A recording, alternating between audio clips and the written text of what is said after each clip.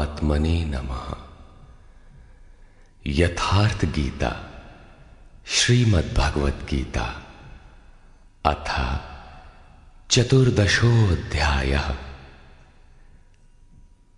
पिछले अनेक अध्यायों में योगेश्वर श्री कृष्ण ने ज्ञान का स्वरूप स्पष्ट किया।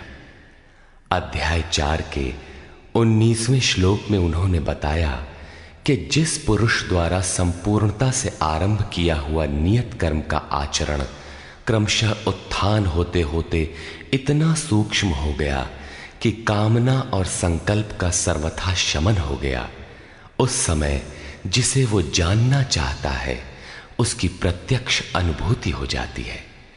उसी अनुभूति का नाम ज्ञान है। 13वें अध्याय में ज्ञान को परिभाषित किया। अध्यात्म ज्ञान नितत्वम तत्व ज्ञानार्थ दर्शनम। आत्मज्ञान में एक रस स्थिति और तत्व के अर्थ स्वरूप परमात्मा का प्रत्यक्ष दर्शन ज्ञान है। क्षेत्र क्षेत्रज्ञ के भेद को विदित कर लेने के पश्चात ही ज्ञान है। ज्ञान का अर्थ शास्त्रार्थ नहीं, शास्त्रों को याद कर लेना ही ज्ञान नहीं है। अभ्यास की वो अवस्था ज्ञान है जहां वो तत्व विदित होता है। परमात्मा के साक्षात्कार के साथ मिलने वाली अनुभूति का नाम ज्ञान है। इसके विपरीत सब कुछ अज्ञान है।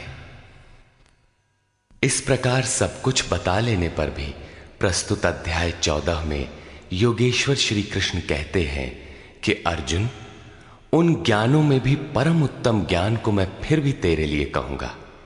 योगेश्वर उसी की पुनरावृत्ति करने जा रहे हैं, क्योंकि शास्त्र सुचिंतित पुनि पुनि देखिए। भली प्रकार चिंतन किया हुआ शास्त्र भी बार बार देखना चाहिए। इतना ही नहीं, ज्यों ज्यों आप साधन पथ पर अग्रसर होंगे, ज्यों ज्यों उस इष्ट में प्रवेश पाते जाएंगे, त्यों त्यों ब्रह्म से नवीन नवीन अनुभूति मिलेगी। ये जानकारी सद्गुरु महापुरुष ही देते हैं। इसलिए श्री कृष्ण कहते हैं, मैं फिर भी कहूंगा। श्री भगवान उवाच।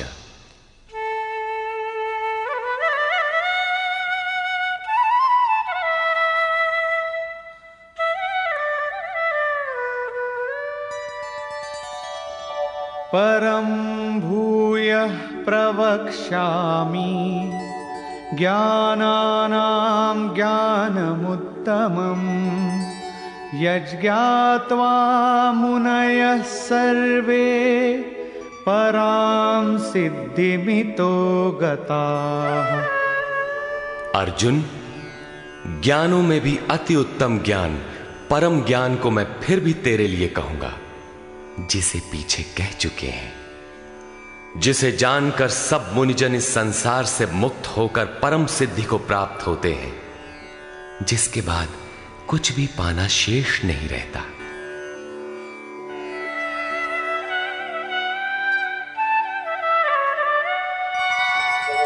इदं ज्ञानमुपाश्रित्य मम साधर्म्यमागताः सर्गेऽपि नोपजायन्ते प्रलये न व्यथन्ति च। इस ज्ञान को उपाश्रित्य, इस ज्ञान का नजदीक से आश्रय लेकर क्रिया से चलकर पास पहुंचकर मेरे स्वरूप को प्राप्त हुए लोग सृष्टि के आदि में पुनः जन्म नहीं लेते और प्रलय काल में अर्थात शरीरांत होते समय व्याकुल नहीं होते, क्योंकि महापुरुष के शरीर का अंत तो उसी दिन हो जाता है जब वो स्वरूप को प्राप्त होता है। उसके बाद उनका शरीर रहने का एक मकान मात्र रह जाता है।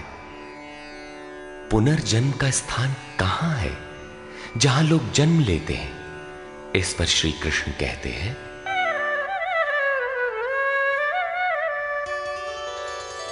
मम योनिर्महद् ब्रह्म तस्मिन् गर्भं दधाम्यहं सम्भवः सर्वभूतानां ततो भवति भारत। हे अर्जुन, मेरी महत ब्रह्म अर्थात अष्टधा मूल प्रकृति संपूर्ण भूतों की योनि है और उसमें मैं चेतन रूपी बीज को स्थापित करता हूं। उस जड़ चेतन के संयोग से सभी भूतों की उत्पत्ति होती है।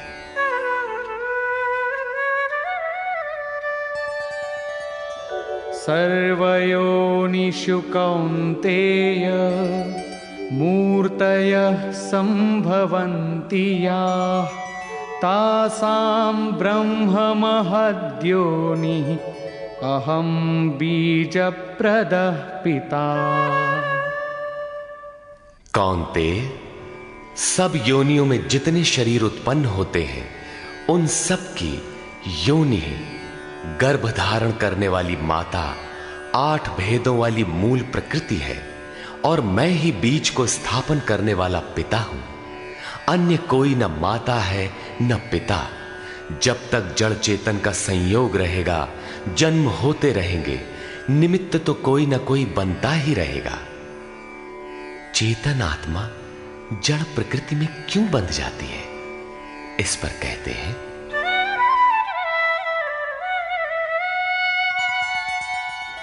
सत्वं रजस्तम इति गुणाः प्रकृति संभवाः निबध्नन्ति महाबाहो देहे देहिनमव्ययम्। महाबाहु अर्जुन, सत्वगुण, रजोगुण और तमोगुण प्रकृति से उत्पन्न हुए तीनों गुण ही इस अविनाशी जीवात्मा को शरीर में बांधते हैं। किस प्रकार? तत्र सत्वं निर्मलत्वात् प्रकाशकमनामयम् सुखसंगेन बध्नाति ज्ञानसंगेन चानघ। निष्पाप अर्जुन, उन तीनों गुणों में प्रकाश करने वाला निर्विकार सत्व गुण तो निर्मलत्वात्, निर्मल होने के कारण सुख और ज्ञान की आसक्ति से आत्मा को शरीर में बांधता है।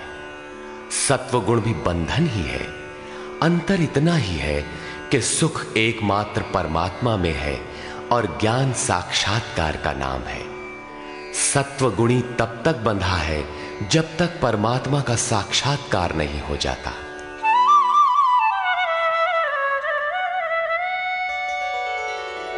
रजो रागात्मकं विद्धि तृष्णा संगसमुद्भवम् तन्निबध्नाति कौन्तेय कर्म संगेन देहिनम्। हे अर्जुन, राग का जीता जागता स्वरूप रजोगुण है। इसे तू कर्म संगेन, कामना और आसक्ति से उत्पन्न हुआ जान। वो जीवात्मा को कर्म और उसके फल की आसक्ति में बांधता है। वो कर्म में प्रवृत्ति देता है। तमस्त्वं ज्ञानजं विद्धि मोहनं सर्वदेहिनां प्रमादालस्य निद्राभिः तन्निबध्नाति भारत। अर्जुन, समस्त देहधारियों को मोहने वाले तमोगुण को तू अज्ञान से उत्पन्न हुआ जान। वो इस आत्मा को प्रमाद अर्थात व्यर्थ की चेष्टा, आलस्य की कल करेंगे और निद्रा द्वारा बांधता है। निद्रा का अर्थ यह नहीं कि तमोगुणी अधिक सोता है, शरीर सोता हो ऐसी बात नहीं। या निशा सर्वभूतानाम तस्याम जागर्ति संयमी। जगत ही रात्रि है। तमोगुणी व्यक्ति इस जगत रूपी निशा में रात दिन व्यस्त रहता है, प्रकाश स्वरूप की ओर अचेत रहता है। यही तमोगुणी निद्रा है जो इसमें फंसा है, सोता है। अब तीनों गुणों के बंधन का सामूहिक स्वरूप बताते हैं। सत्वं सुखे संजयति रजः कर्मणि भारत ज्ञानमावृत्य तु तमः प्रमादे संजयत्युत। अर्जुन, सत्वगुण सुख में लगाता है, शाश्वत परम सुख की धारा में लगाता है। रजोगुण कर्म में प्रवृत्त करता है और तमोगुण ज्ञान को आच्छादित करके प्रमाद में अर्थात अंतःकरण की व्यर्थ चेष्टाओं में लगाता है। जब गुण एक ही स्थान पर एक ही हृदय में है तो अलग अलग कैसे विभक्त हो जाते हैं? इस पर योगेश्वर श्री कृष्ण बताते हैं,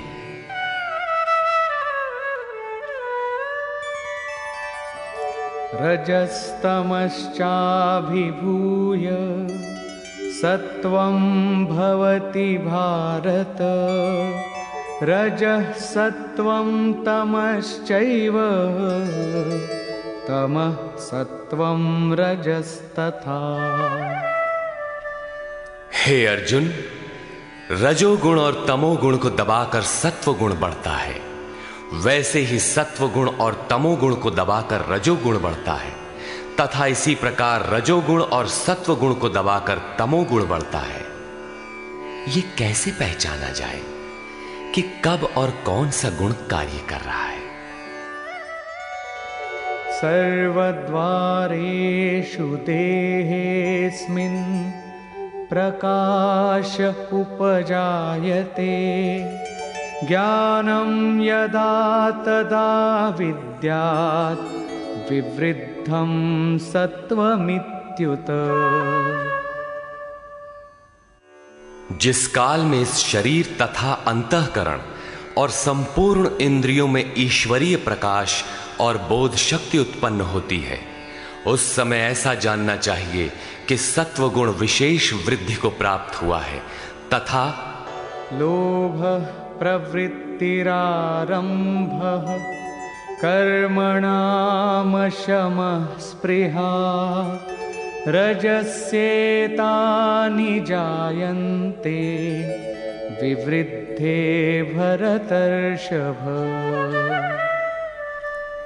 हे अर्जुन, रजोगुण की विशेष वृद्धि होने पर लोभ, कार्य में प्रवृत्त होने की चेष्टा, कर्मों का आरंभ, अशांति अर्थात मन की चंचलता, विषय भोगों की लालसा, ये सब उत्पन्न होते हैं। अब तमोगुण की वृद्धि में क्या होता है? अप्रकाशो प्रवृत्तिश्च प्रमादो मोह एव च। तमस्येतानि जायन्ते विवृद्धे कुरु नंदन।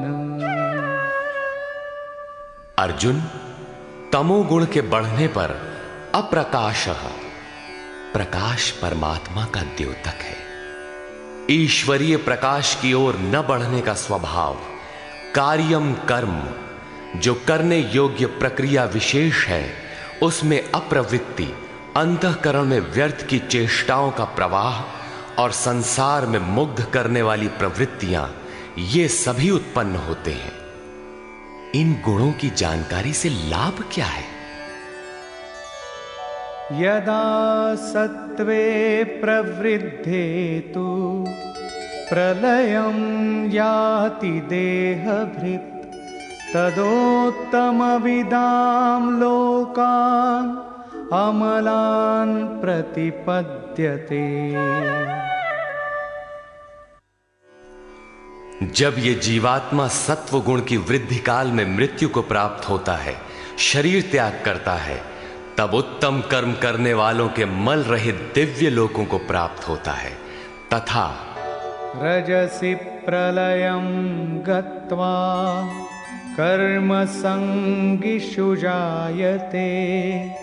तथा प्रलीनस्तमसि मूढ़योनिषु जायते।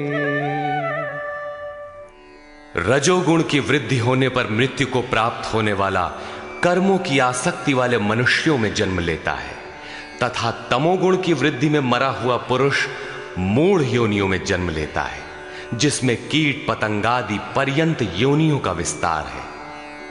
अतः गुणों में भी मनुष्यों को सात्विक गुणों वाला होना चाहिए। प्रकृति का यह बैंक आपके अर्जित गुणों को मृत्यु के उपरांत भी उन्हें आपको सुरक्षित लौटाता है। अब देखें इसका परिणाम। कर्मणः सुकृतस्याहुः सात्विकं निर्मलं फलं रजसस्तु फलं दुःखम् अज्ञानं तमसः फलम्। सात्विक कर्म का फल सात्विक, निर्मल सुख, ज्ञान और वैराग्यादि कहा गया है। राजस कर्म का फल दुख और तामस कर्म का फल अज्ञान है। तथा सत्वात् संजायते ज्ञानम् रजसो लोभ एव च प्रमादमोहौ तमसो भवतो ज्ञानमेव च। सत्व गुण से ज्ञान उत्पन्न होता है। ईश्वरीय अनुभूति का नाम ज्ञान है। ईश्वरीय अनुभूति का प्रवाह होता है। रजोगुण से निसंदेह लोभ उत्पन्न होता है तथा तमोगुण से प्रमाद, मोह, आलस्य अर्थात अज्ञान ही उत्पन्न होता है। ये उत्पन्न होकर कौन सी गति देते हैं?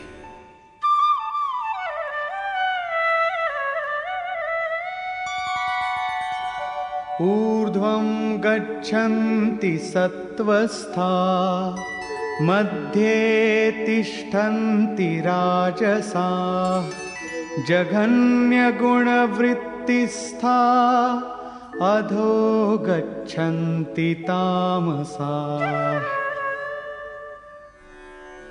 सत्व गुण में स्थित हुआ पुरुष ऊर्ध्व मूलम, उस मूल परमात्मा की ओर प्रवाहित होता है, निर्मल लोकों में जाता है। रजोगुण में स्थित राजस पुरुष मध्यम श्रेणी के मनुष्य होते हैं, जिनके पास न सात्विकम विवेक वैराग्य ही होता है और न अधम कीट पतंग योनियों में जाते हैं, बल्कि पुनर्जन्म को प्राप्त होते हैं। और निंदित तमोगुण में प्रवृत्त हुए तामसी पुरुष अधोगति है, अर्थात पशु पक्षी कीट पतंगादि अधम योनियों को प्राप्त होते हैं। इस प्रकार तीनों गुण किसी न किसी रूप में योनि के ही कारण हैं। जो पुरुष गुणों को पार कर लेते हैं वे जन्म बंधन से छूट जाते हैं और मेरे स्वरूप को प्राप्त होते हैं। इस पर कहते हैं,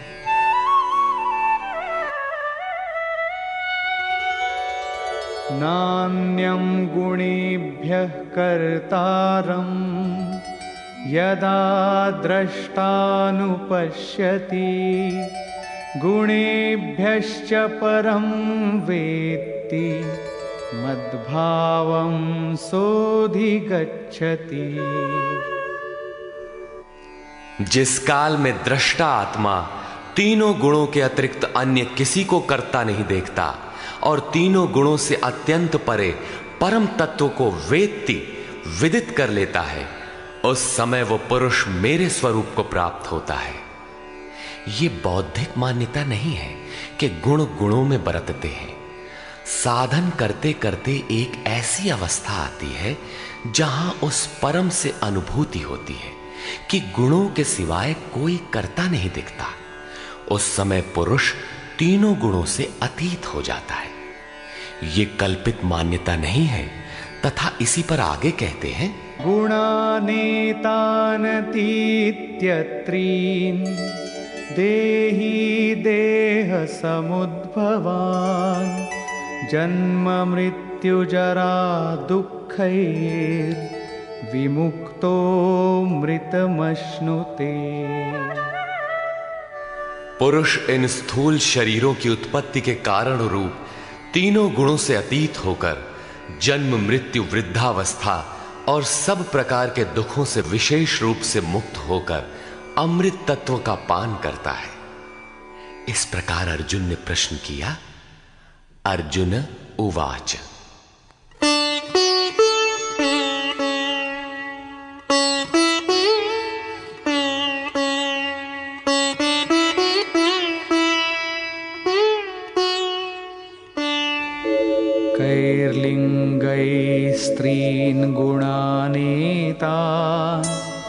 अतीतो भवति प्रभो किमाचारः कथं चैतान् स्त्रीन् गुणानतिवर्तते।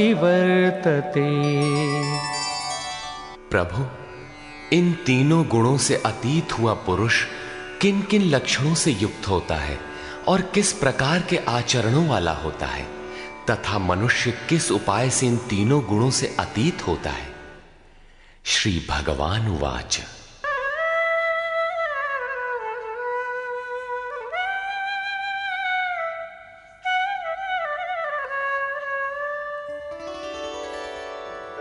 प्रकाशञ्च प्रवृत्तिञ्च मोहमेव च पाण्डव न द्वेष्टि सम्प्रवृत्तानि न निवृत्तानि काङ्क्षति। अर्जुन के उपर्युक्त तीनों प्रश्नों का उत्तर देते हुए योगेश्वर श्री कृष्ण ने कहा, अर्जुन, जो पुरुष सत्व गुण के कार्य रूप ईश्वरीय प्रकाश, रजोगुण के कार्य रूप प्रवृत्ति और तमोगुण के कार्य रूप मोह को न तो प्रवृत्त होने पर बुरा समझता है और न निवृत्त होने पर उनकी आकांक्षा ही करता है, तथा उदासीनवदासीनो गुणैर्यो न विचाल्यते गुणावर्तन्त इत्येव योऽवतिष्ठति नेङ्गते। जो इस प्रकार उदासीन के सदृश स्थित हुआ गुणों द्वारा विचलित नहीं किया जा सकता, गुण गुण में ही बरतते हैं, ऐसा यथार्थतः जानकर उस स्थिति से चलायमान नहीं होता, तभी वो गुणों से अतीत होता है।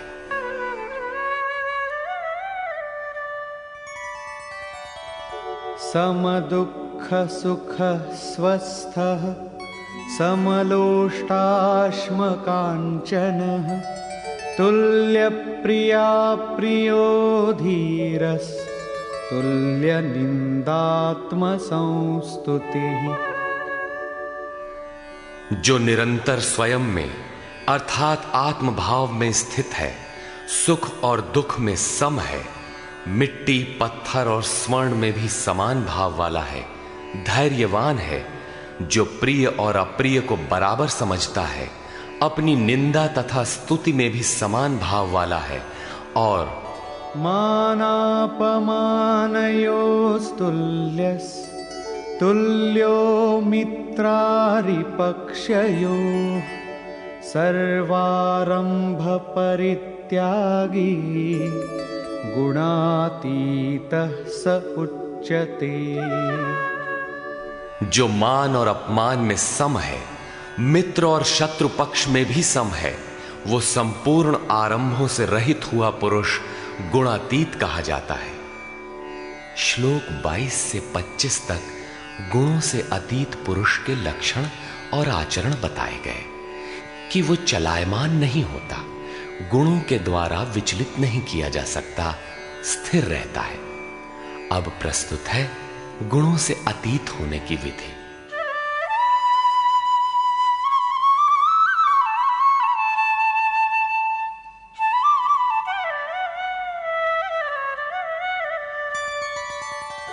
मां च यो व्यभिचारेण भक्तियोगेन सेवते सगुणान् समतीत्यैतान्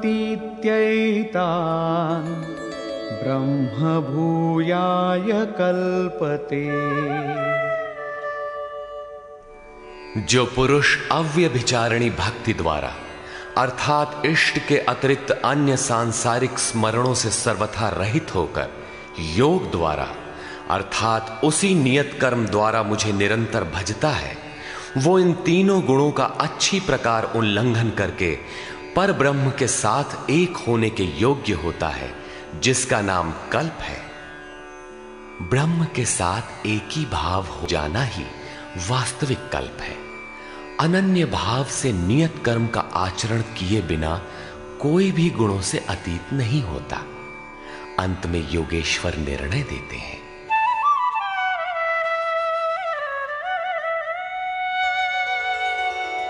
ब्रह्मणो हि प्रतिष्ठाहम् अमृतस्याव्ययस्य च शाश्वतस्य च धर्मस्य सुखस्य एकांतिकस्य च।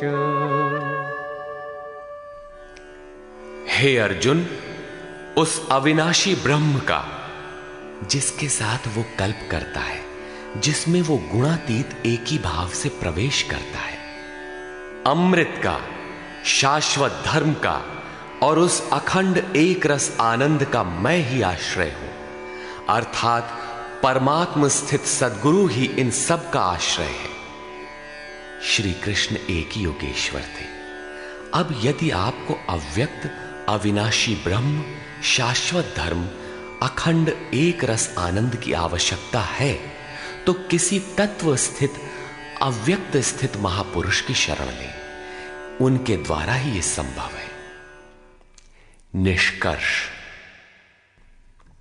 इस अध्याय के आरंभ में योगेश्वर श्री कृष्ण ने कहा कि अर्जुन, ज्ञानों में भी अति उत्तम परम ज्ञान को मैं फिर भी तेरे लिए कहूंगा, जिसे जानकर मुनिजन उपासना के द्वारा मेरे स्वरूप को प्राप्त होते हैं।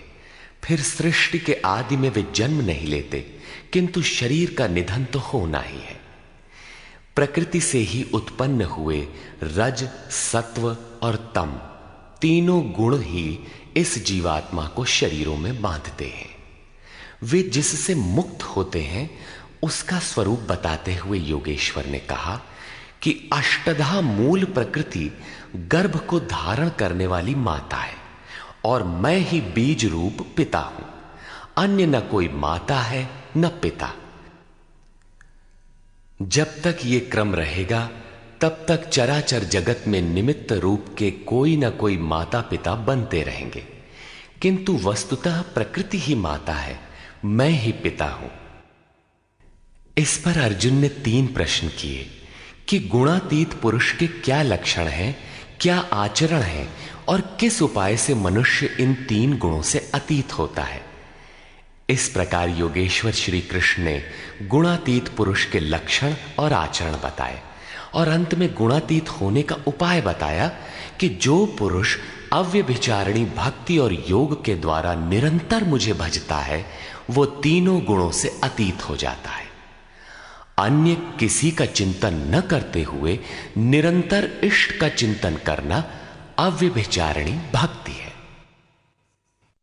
यदि आपको अखंड एक रसानंद, शाश्वत धर्म अथवा अमृत तत्व की आवश्यकता है तो इन सब की प्राप्ति के स्रोत एकमात्र नारायण है, सद्गुरु है। इस प्रकार योगेश्वर श्री कृष्ण ने अपने को सबका आश्रय बताते हुए इस 14वें अध्याय का समापन किया, जिसमें गुणों का विस्तार से वर्णन है। अतः ओम तत्सदिति श्रीमद्भगवद गीता सूपनिषत्सु ब्रह्म विद्यायाम योग शास्त्रे श्री कृष्णार्जुन संवादे गुणत्रय विभाग योगो नाम 14th इस प्रकार स्वामी अड़गड़ानंद कृत श्रीमद्भगवद गीता के भाष्य यथार्थ गीता का 14वां अध्याय पूर्ण हुआ। हरि ओम तत्सत।